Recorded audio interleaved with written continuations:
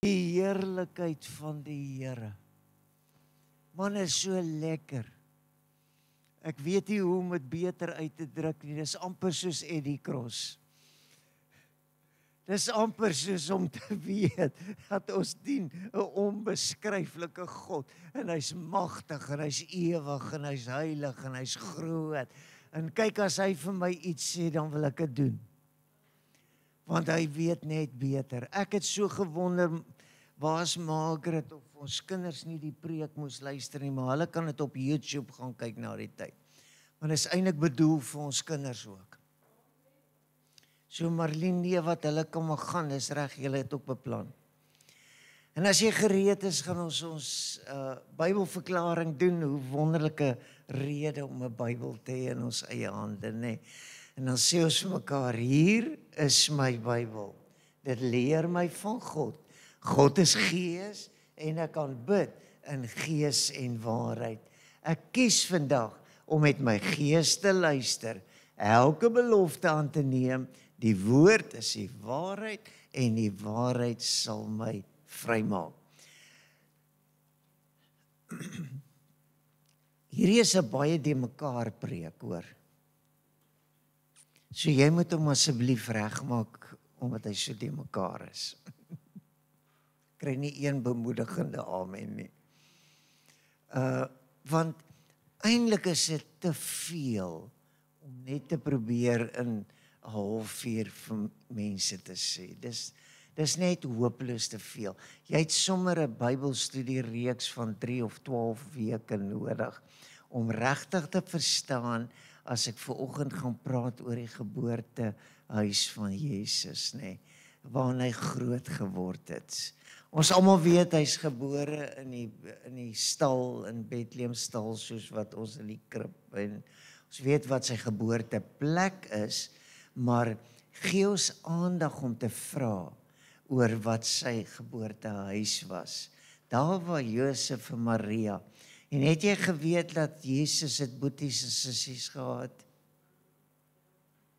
Ek is bly as jou Bybelstudie so ver gevorder het. En hy was net ou boet gewees. En ou boet is nogal 'n uitdaging, sal jy met my saamstem. Wie het ou boete? Ja, daar is soos 'n paar van julle.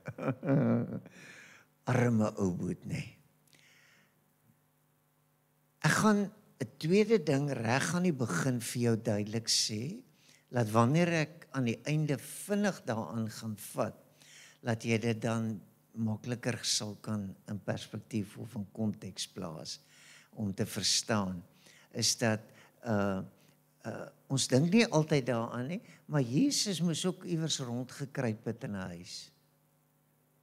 As hy dan nou sy baba seentjie gebore is, moes hy iewers op daardie vloere rondgekruip het van Josef en Maria, die huis wat hulle het, nê. En daar's 'n baie belangrike ding om te snap, dat nêrens in die Bybel gaan jy lees dat kinders van God, of dat God se uitverkorenes voor God kruip nie, maar hulle ken die geheim van kniel. Want kruip en kniel wil hande vat.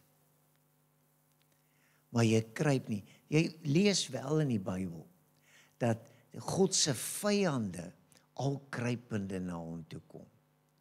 Want jy sien, hulle verstaan nie wat kniel is nie. Hulle verstaan nie wat bid is nie.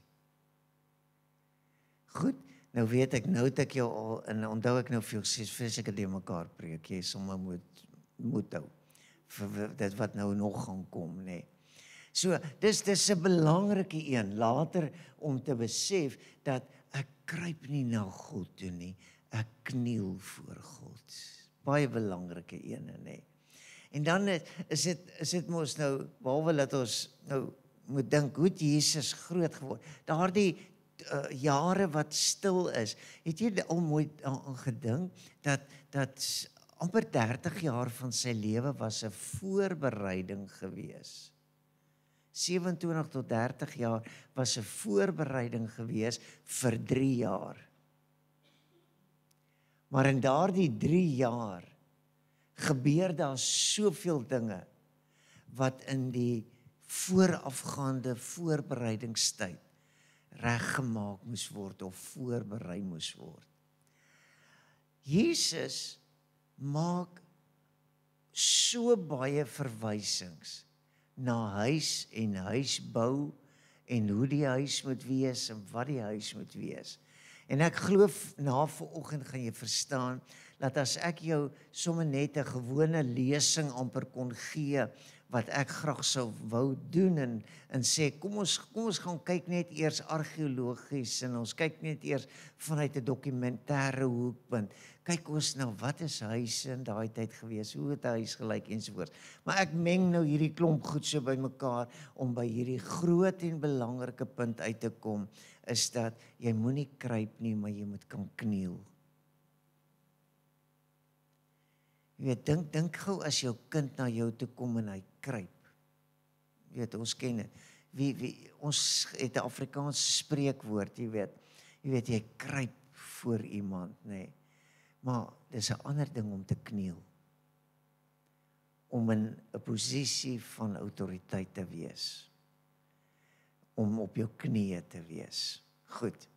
Nou, ek hoop as ek dit nou vir jou gaan probeer laat verstaan, moet ek nou op 'n baie slegte plek begin, waar dit nie altyd lekker is nie, en is eers om te sê, verkeerd. Julle wil nie luister en julle wil nie hoor nie, maar dis die Bybel is nie ek nie, nê. Ons almal is nou gelukkig of op koers oor ons 2026 koers en rigting, maar kom ons lees saam uit Lukas die 6de hoofstuk, vanaf vers 46 tot 49. Nou begin hy met hierdie, kan ek dit 'n verwyt noem? Of is dit 'n openbaring, wat as dit tot jou deurdring, dat dit nie seer maak nie, maar dat dit eerder vry maak. Dat dit jou nie sleg maak nie, maar dat dit jou eintlik beter wil maak. As Jesus kom en hy sê, en wat noem julle my, Here, Here, en doen nie wat ek sê nie. Hoekom noem julle my Here, Here, maar julle doen nie wat ek sê nie? Nou ek het myself gaan toets en ek hoop jy gaan jouself toets. Daar's nogal baie dinge wat ek wil sê. Here, sê dit net asseblief nog een keer, dan hoop ek gaan dit verstaan. Dit verstom my, hoe dat mense hulle nie bekeer nie. En die opdrag, die uitdaging, die uitnodiging is daar, bekeer jou. Om gedoop te word, hoe dat mense besluit, dis hulle keuse om gedoop of nie gedoop te word nie. Hoe dat Jesus opdrag gee en sê, gaan wag totdat jy aangedoen is met krag uit die hoogte, of hoe dat die Bybel sê, jy moet weergebore word, of hy sê, jy moet heiligmaking najaag, of hy sê vergifnis, en 'n mens moet ook af en toe oor tiende sê, nee.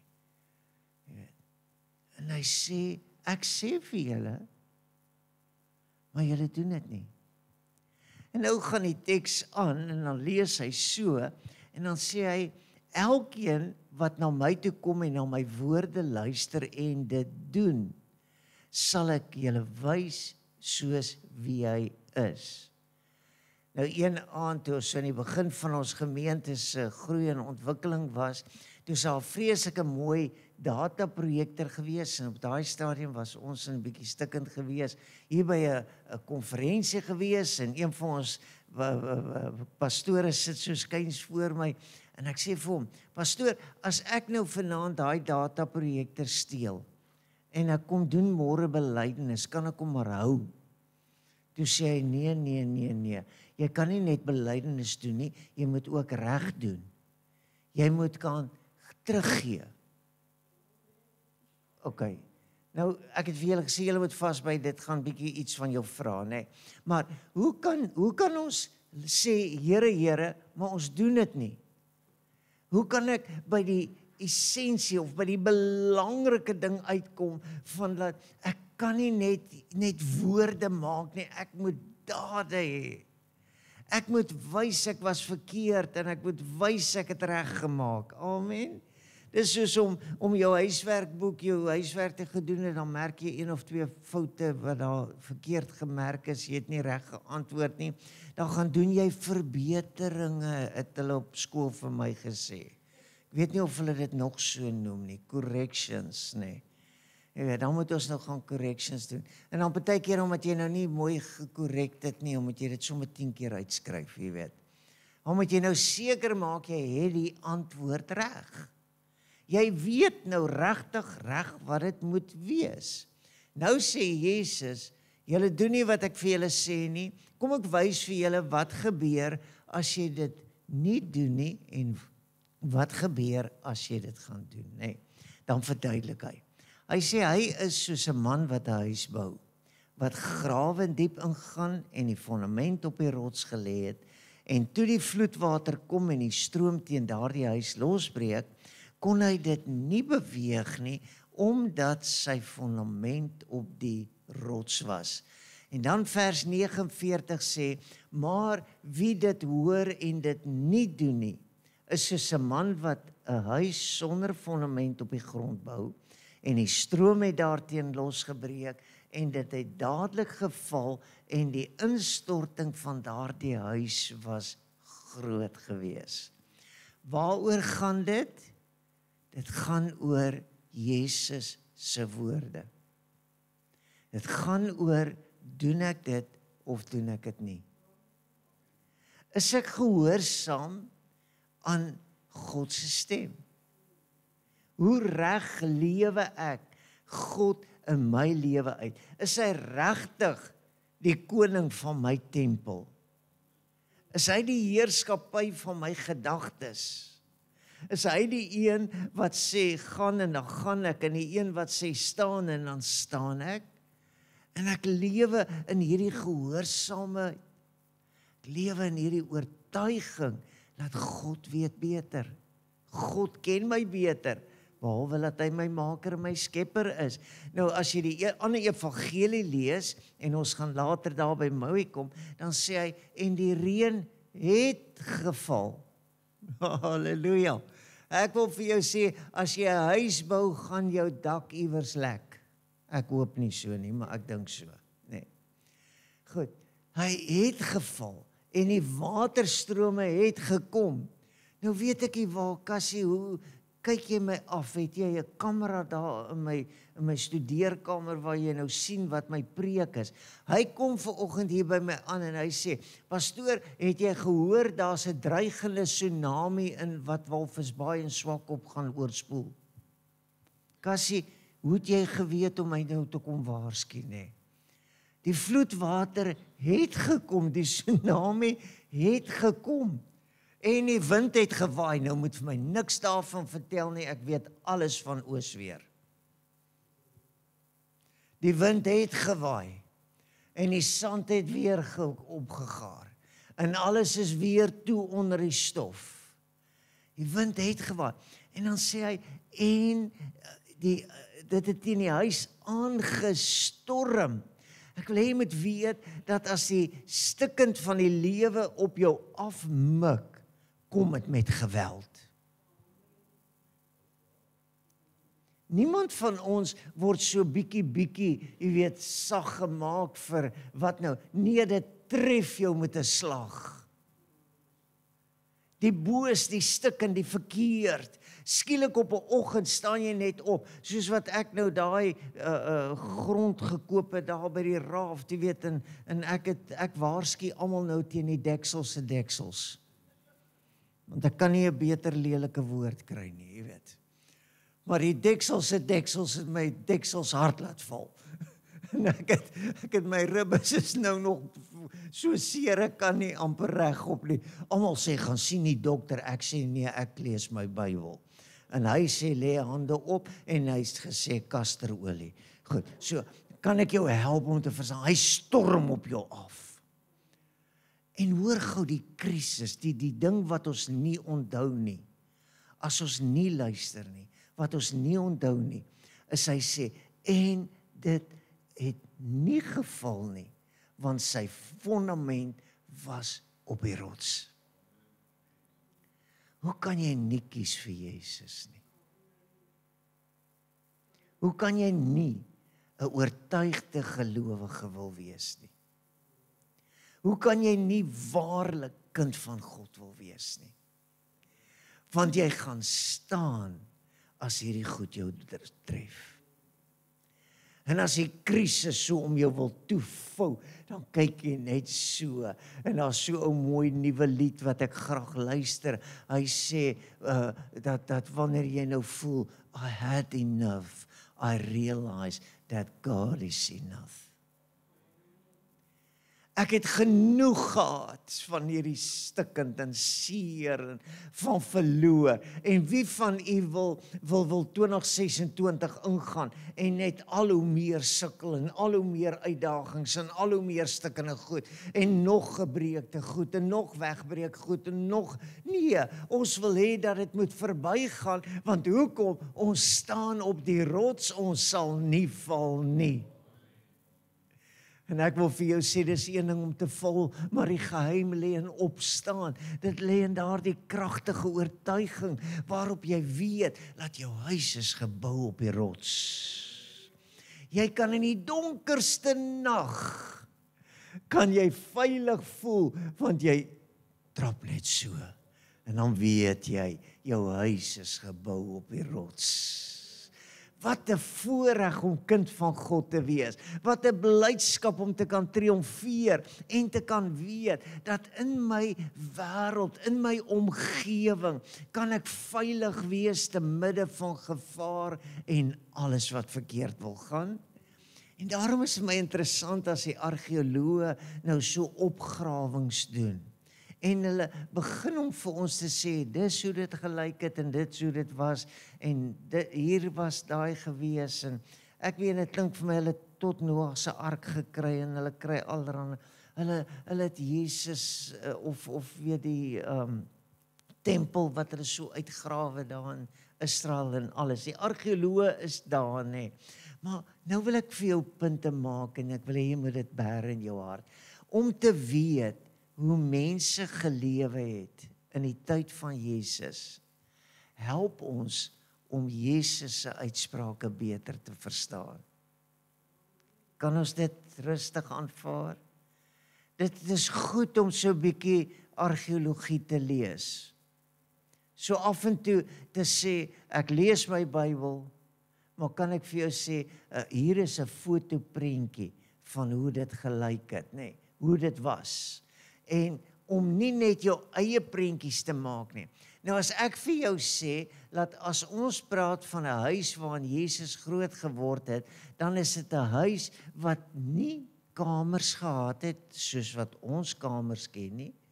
Daar was definitief nie duursame ingeboude kaste gewees nie. Die beste wat jy sou kry in die vorm van 'n kas, is dat daardie dik mure wat tot 'n halwe meter breed kon wees, het sulke inhaming gehad, of sulke openingkies gehad. Hulle het die steen of twee uitgelos, en dan sou hulle gesê het, hierdie openingkie hier, nee, dis die kluis. En dan het hulle al die geldstukkies wat in die huis moes koop, sou hulle daar neersit. Of as daar ietsie anderster was, wat vir hulle kosbaar was, soos baie van die huise het 'n spesiale plekkie opening gehad, waar as hulle so bevoorreg was, om 'n boekrol te kon hê, dan was die boekrol baie mooi in materiaal of linne toegedraai en versorg, en dan was dit presies daar in daardie openingkie gesit. Maar daar was nie mure nie.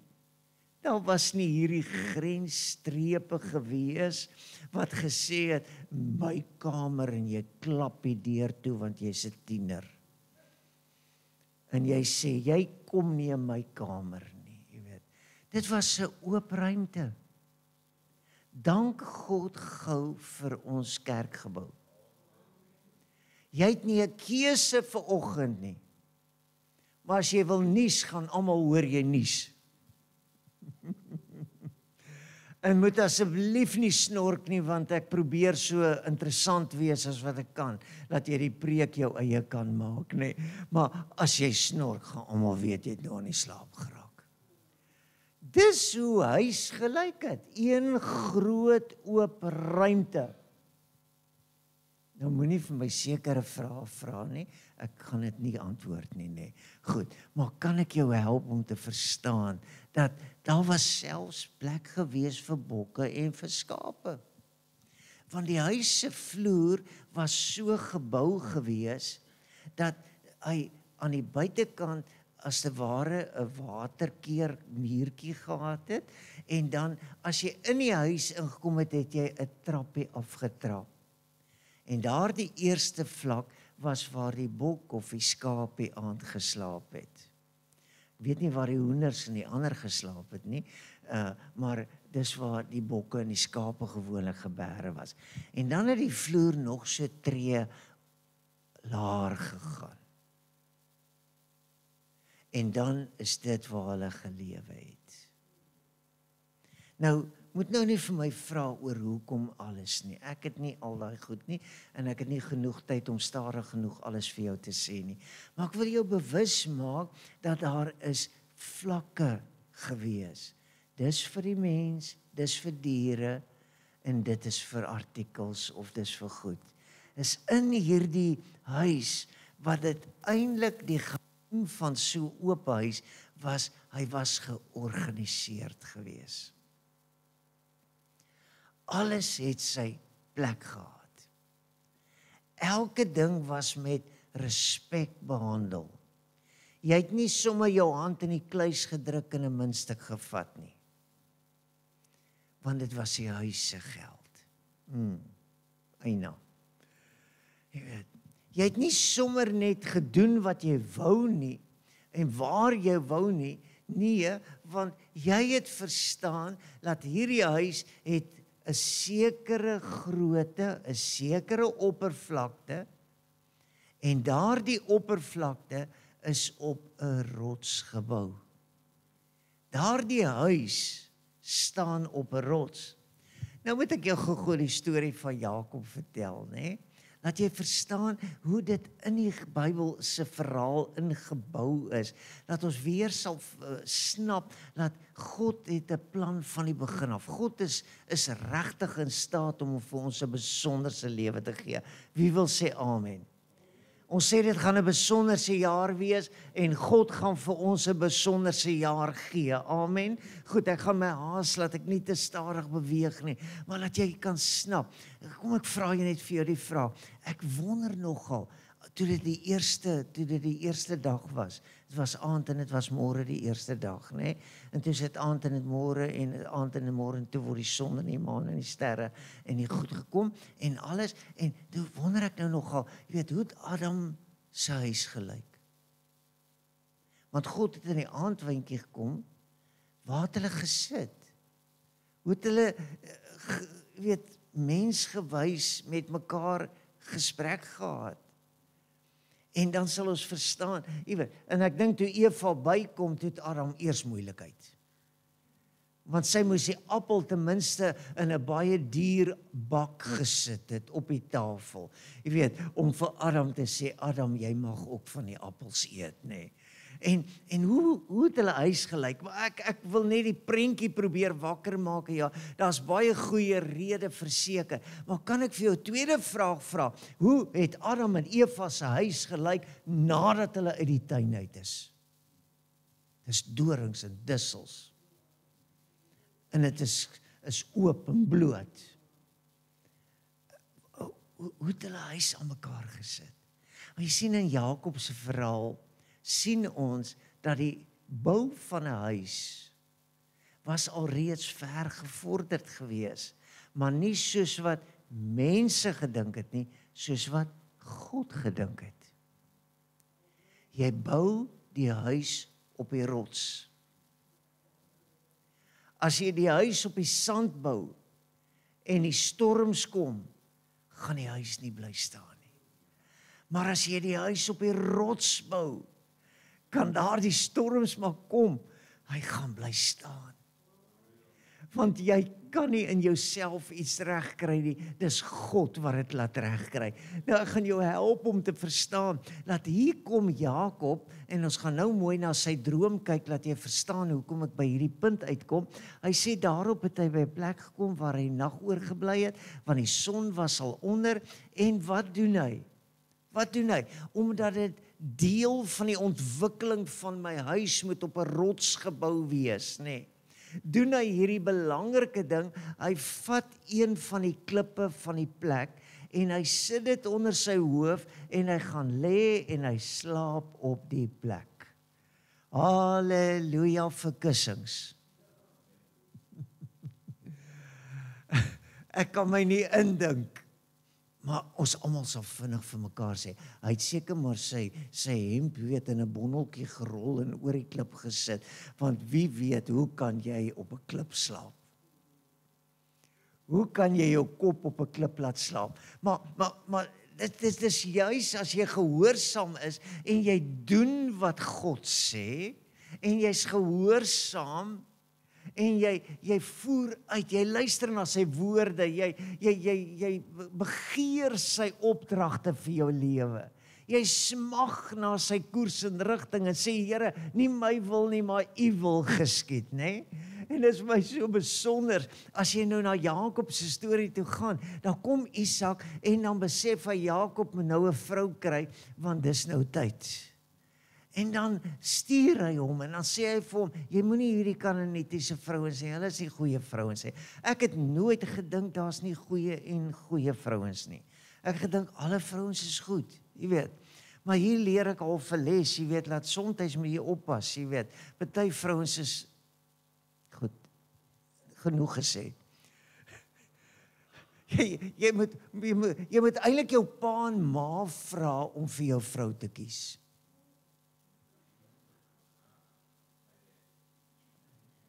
Jep, praat maar terug. Julle noem my Here, Here, maar julle doen nie wat ek sê nie. Hoor gou, hy sê, en dat Jakob na sy vader en sy moeder geluister het. En hy het na Paddan Aram toe gegaan. Hoekom het hy gegaan? Om vrou te gaan soek. So iewers, toe Jakob begin, toe kry hy sy droomhuis. Nou oortuig my nou, toe jy die dag trou, dat jy nie 'n droomhuis gehad het nie. Dat jy nie 'n droom gedroom het oor hoe jou man is en hoe jou vrou is, hoe die kinders is. En ek maak haastig, ek gaan te stadig. Daarop word Jakob uit die slaap wakker en sê, waarlik die Here is op hierdie plek en ek het dit nie geweet nie. Wow. Skrikwekkend om te dink, God is hier. En ek het dit nie geweet nie. Skrikwekkend om te dink dat kinders word groot in 'n huis en hulle weet nie, die Here is hier nie.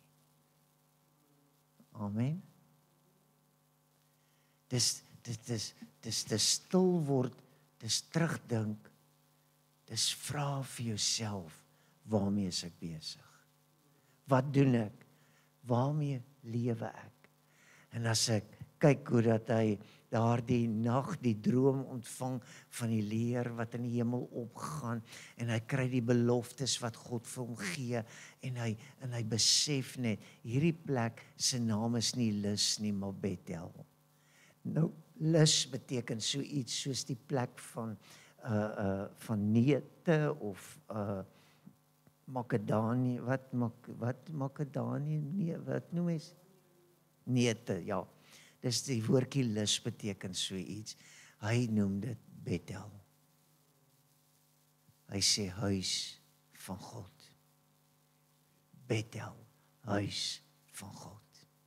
Ek vra jou, hoe word jy groot? Hoe het jy groot geword? In 'n Bethel of het jy in 'n Lus groot geword?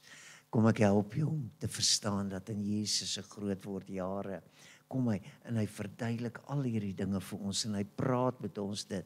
En God gee lewe, maar ons maak lewe. En ek wil dit versigtig nederig sê, ek dink baie keer mors ons dit op. God gee vir ons die absolute perfektheid van lewe en ons gaan doen net wat ons wil en oudag worstel ons met pyne en skete en ons tieners en ons jong mense en ons kinders weet nie altyd hoe en waar om te beweeg nie. En daarom wil ek hê moet weet dat as jy begin dink aan 'n huis en jy dink aan Jesus se perspektief van 'n huis, dan moet jy soos Jakob kan dink dat dit praat van 'n onbeweegbaarheid. Dit praat van 'n vastigheid. Ek val nie rond nie. Ek is nie dan hier en dan daar nie.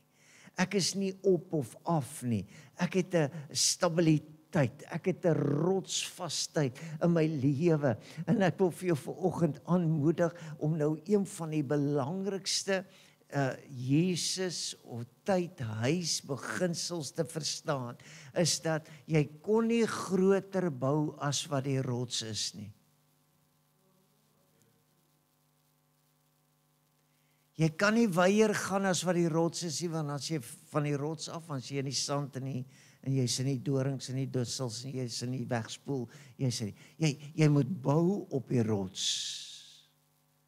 En dit is vir my so mooi dat die vloeroppervlakte van 'n huis het die huis bepaal.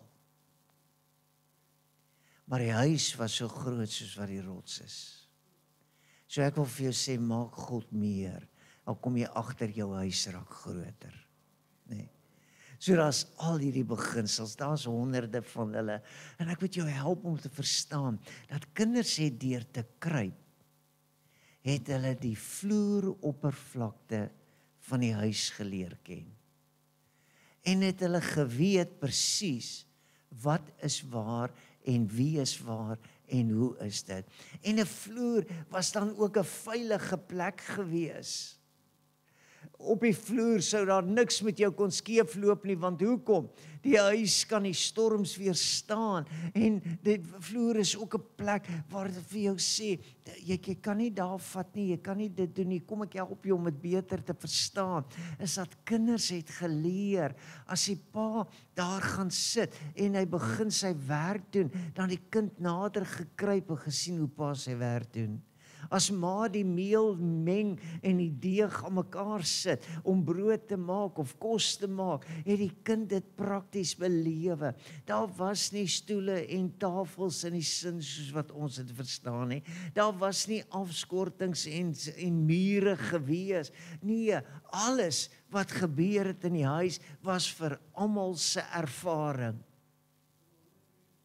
En ek bid dat jou ervaring in die gemeente jou sal verkook en sal versterk en dat wat in die huis gebeur so sal wees, dat dit vir jou 'n praktiese ervaring sal wees, dat dit wat nodig is, moet hier wees.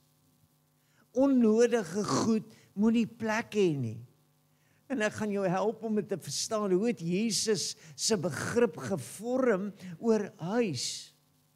Oor wat is hy? As hy sê, my huis moet 'n huis van gebed wees, as hy my sê, in my Vader se huis is daar baie wonings, hoe het Jesus al hierdie perspektiewe gevorm, en hoe het hy dit verstaan? Ek wil hê jy moet weet, dat almal in die huis moet mooi werk met dit wat daar is.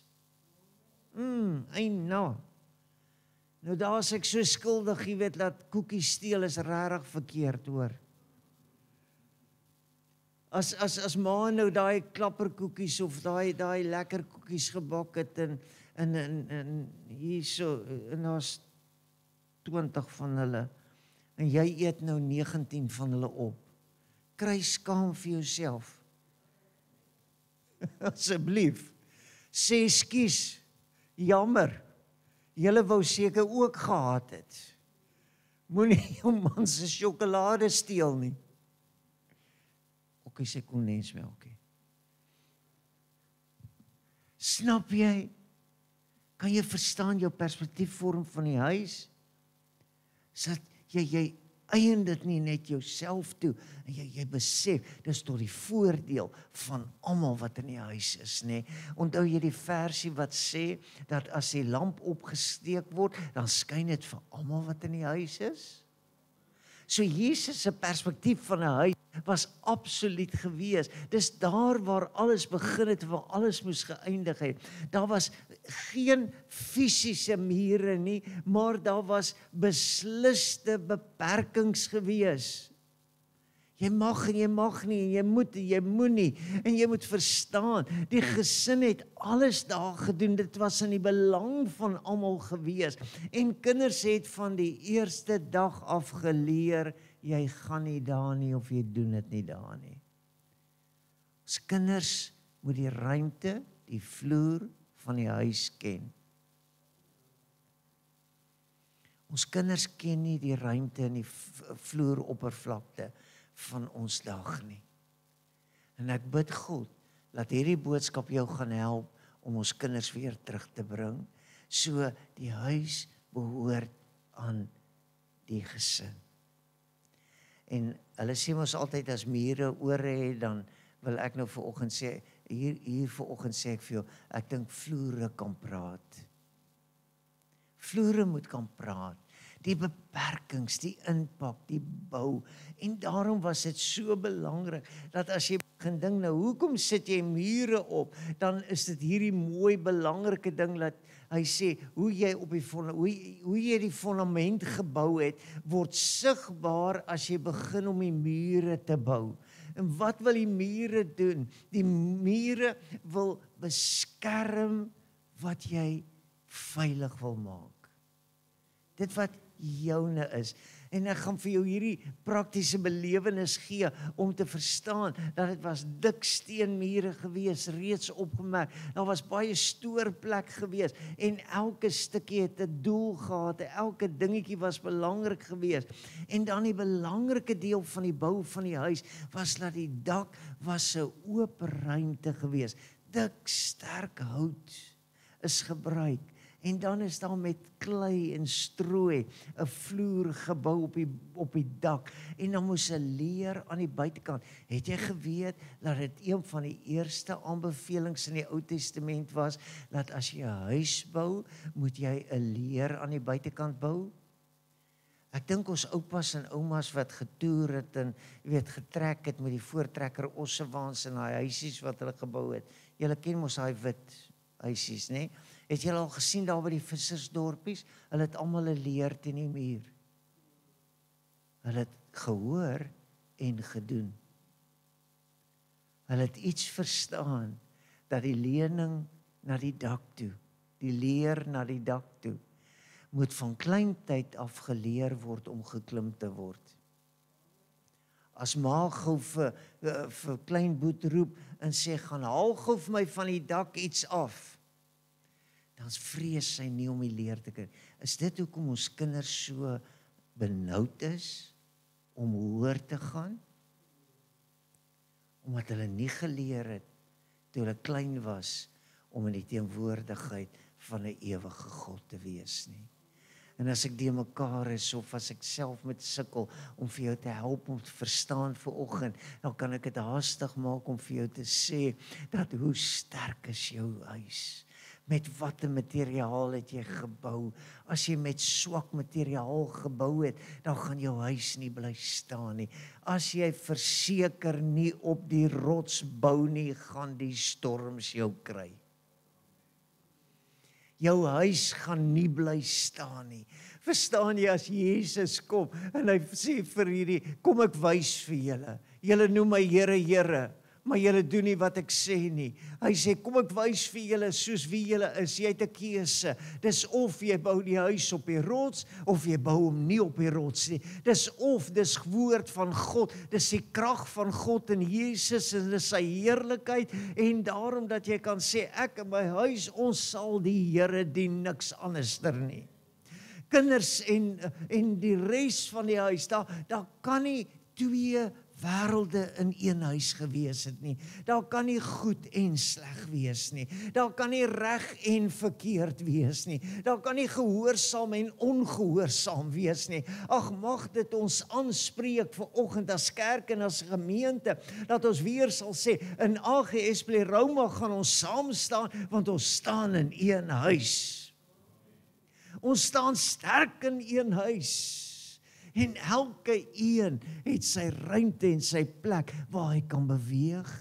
En nou kan ek jou huis toe stuur en voordat ek gaan afsluit, daar was eintlik net 4 belangrike dinge in 'n huis gewees, net 4 van hulle. En as daardie 4 dinge nie daar was nie, was die huis nie funksioneel nie. Wat is dit? Kom ek help jou om te verstaan.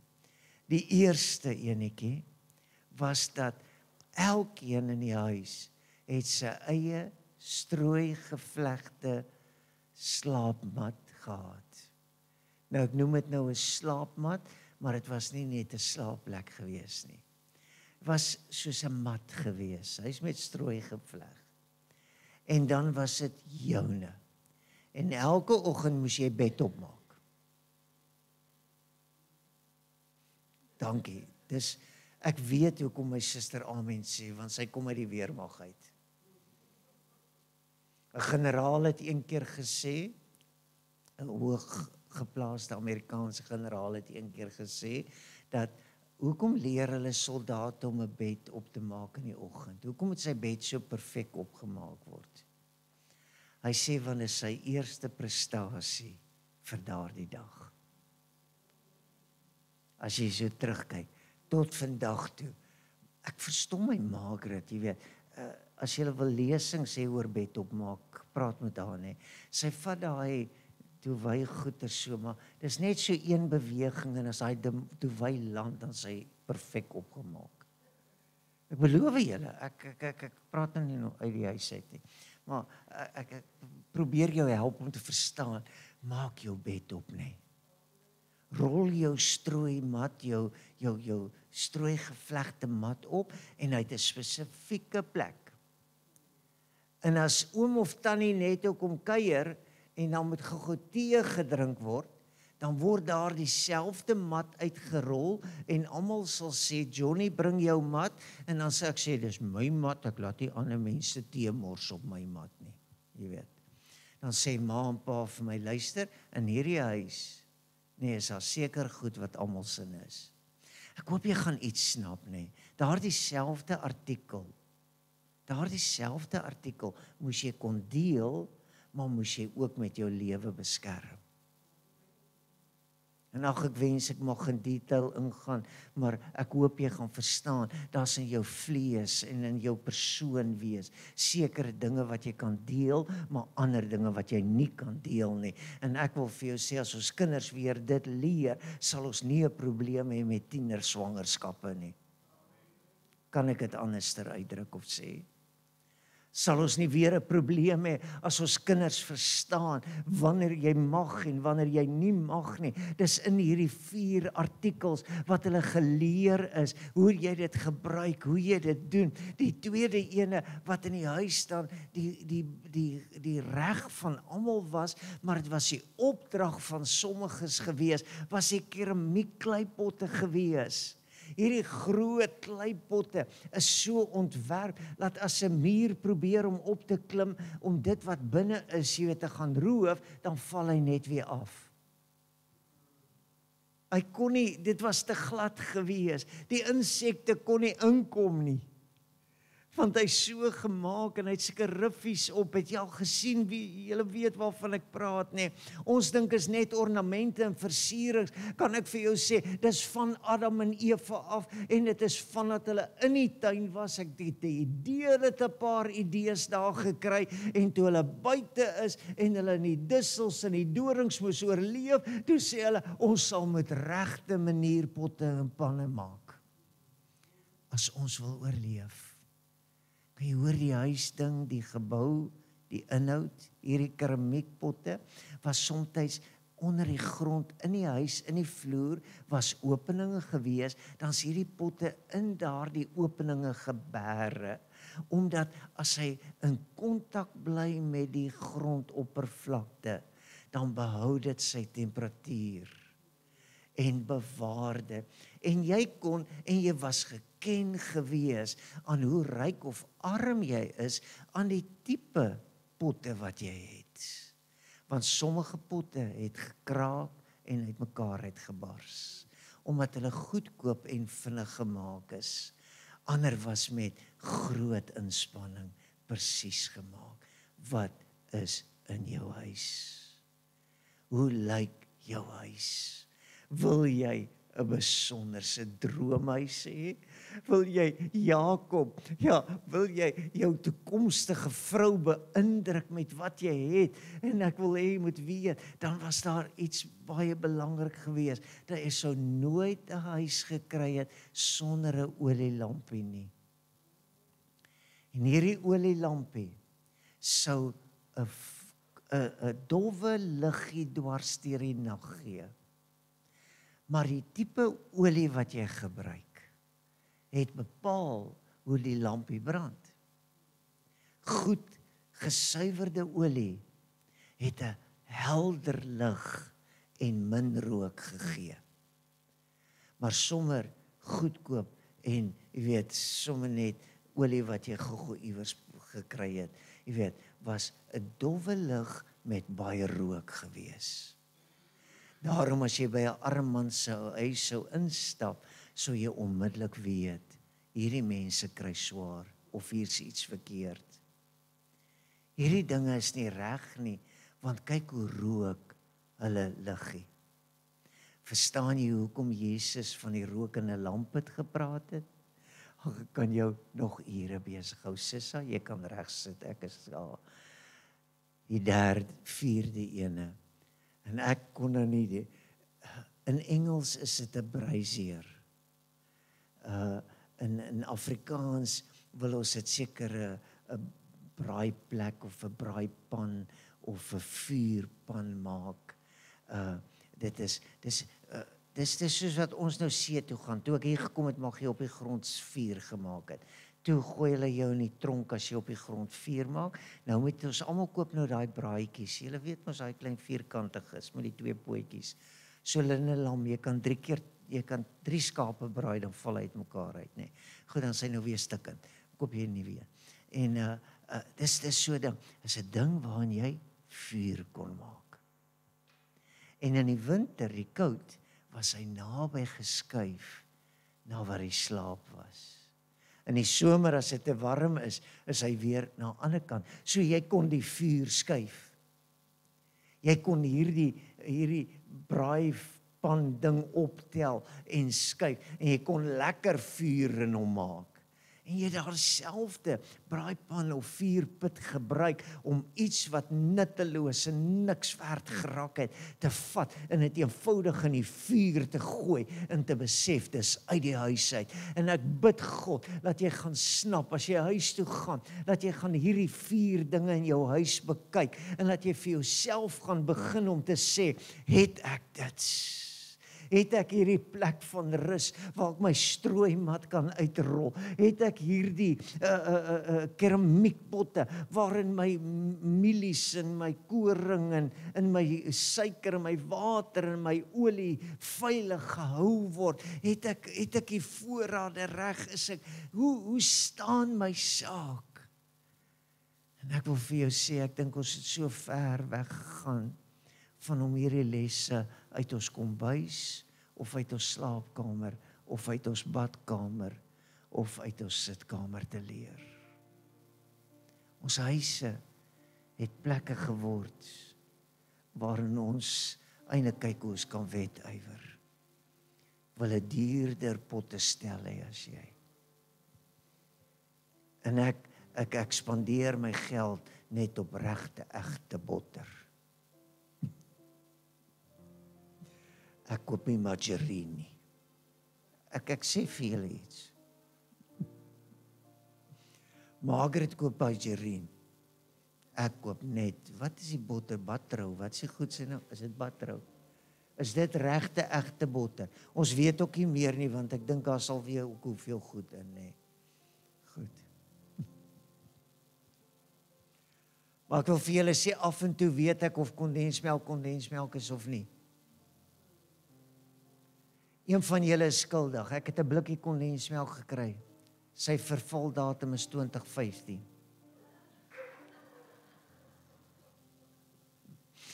Ek wil weet wie was dit? Die label sê baie mooi, condensed milk,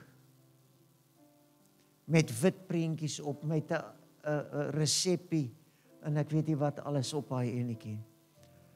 En toe Margaret nou sê dis huis, en sy kom vat my blikkie, en ek sê dis huis. Dis die huis se kondensmelk. Toe sy hom oopmaak, het ek hom oopgemaak, jy hom oopgemaak. Toe sy hom oopmaak, toe is daar karamel in.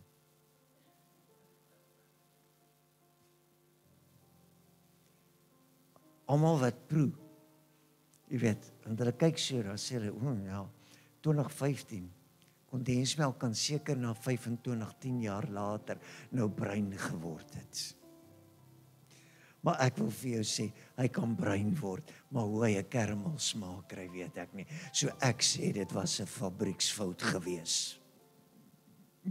So ek is nie eers kwaad vir jou nie, dankie dat jy vir my 'n les geleer het. Dankie dat jy vir my iets gesê het, dat die fabriek van die hemel maak nie foute nie. Ons maak foute, en ek wil jou nooi, en ek wil jou aanmoedig om te sê, gaan maak seker, dat hierdie dinge met jou gebeur. Dan kan die reën maar kom, die wind kan maar waai, die storm kan maar ruk en pluk, en jou huis sal bly staan. Wie wil saam met my staan? En vanoggend sê, Here, ek bou my huis op die rots. Here, ek bou my huis op die rots, staan saam met my. Staan saam met my, en dan sê jy, Here, die storms probeer, maar ek bou my huis op die rots. Ek bou my huis op die rots. En Here, ek bid God, laat hierdie 'n gemeente sal wees. Ek het nie eers kans om met jou te praat oor die sinagoge of oor die tempel nie. Ek het nog eers uitgekom by enigiets van die ander nie. Maar ek wil vir jou sê, as jy nie 'n droomhuis het nie, dan sê die Bybel dat 'n ouderling kan net 'n ouderling wees as hy sy huis goed kan regeer. Ek dink ons het manne en vroue nodig wat die huis goed kan regeer. Wat kan sê, hierdie huis is op die rots gebou. Hier leer 'n kind hoe dit moet wees. Hier sien die pa wanneer hy reg praat met sy vrou. Hier hoor die vrou as die kinders. Hier is ons. Hierdie is God se saak. En ek wil bid dat ons so gemeente in 26 sal wees. Kan jy vanoggend net daar waar jy staan saam met my sê, Here, ons bou ons toekoms op die rots.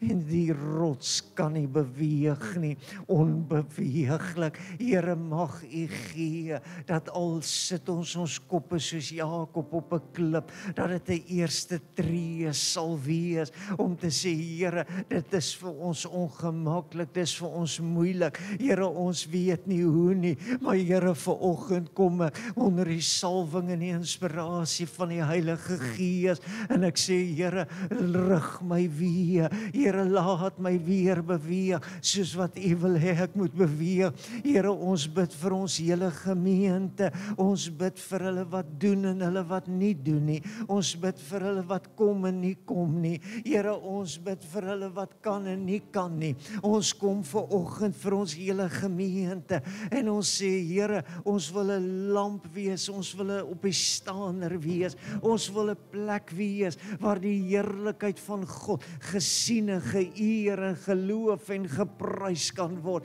Dankie, Here, vir 'n gemeente wat 'n rots kan hê, en ons eer U daarvoor. In Jesus se wonderlike naam, spreek so 'n bietjie lewe oor jou huis.